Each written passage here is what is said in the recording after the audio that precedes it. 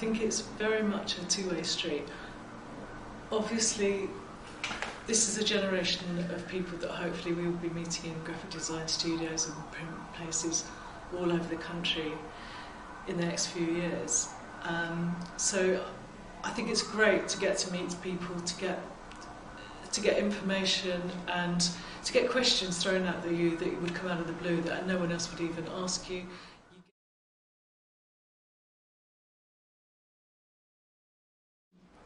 You also get an idea of what a huge subject matter they're trying to cover in a relatively short time is, and how really we can help educate them alongside yourselves as to where to start where to start with any given project, or where to get information from, what other parts of the industry would be able to help them, such as the print industry. And we can help them on a practical level with things like samples, with just understanding a bit more about how different papers can really add or detract from a printed piece, and again explore new technology or new kinds of papers where you can use interesting techniques in production.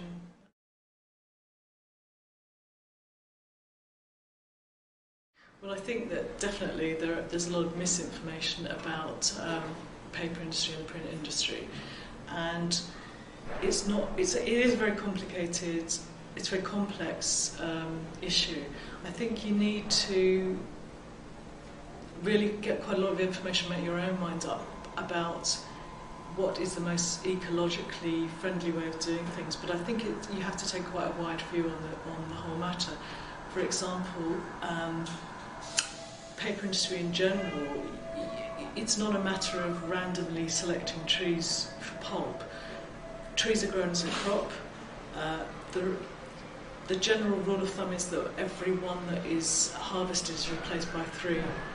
Obviously, we need a continual supply of paper pulp. It's not a random issue at all. It's very considered. Paper mills have for decades. If you think about the location of paper mills, they're generally in very beautiful places. Usually, they need a lot of water, so they'll be in mountainous or hilly areas.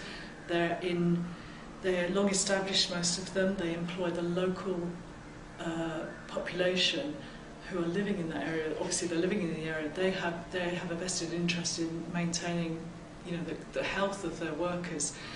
The water that they're using comes out from local lakes and streams. That goes back in a more cleaner than it came out. It has to be like that. They're heavily monitored. It's a very, very heavily monitored industry.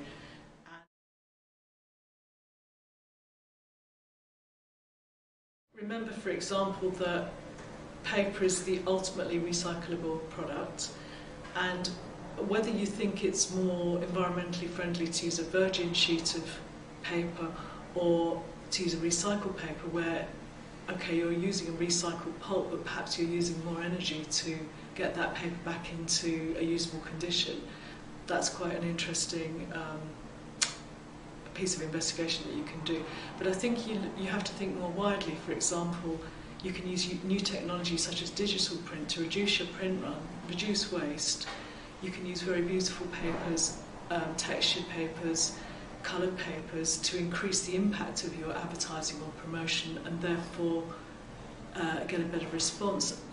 And again, using that with digital technology, you can make a much more targeted, effective piece of print than you could formerly by doing sort of mass mailings on large quantities of paper. So you can reduce cost in that way and reduce, therefore, the environmental impact as well.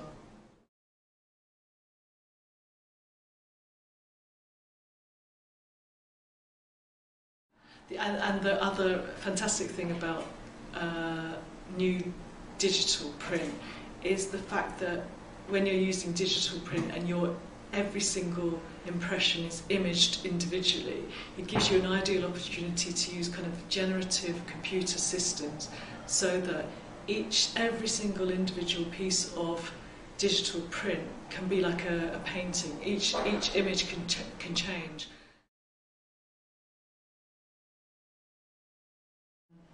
So even if you're printing like 1,000 covers or something, covers for a magazine would be a good example. You could use a program which would enable you to produce an individual, if you like, limited edition on every single impression that you're making with a digital press, and that's totally out of the question financially with litho.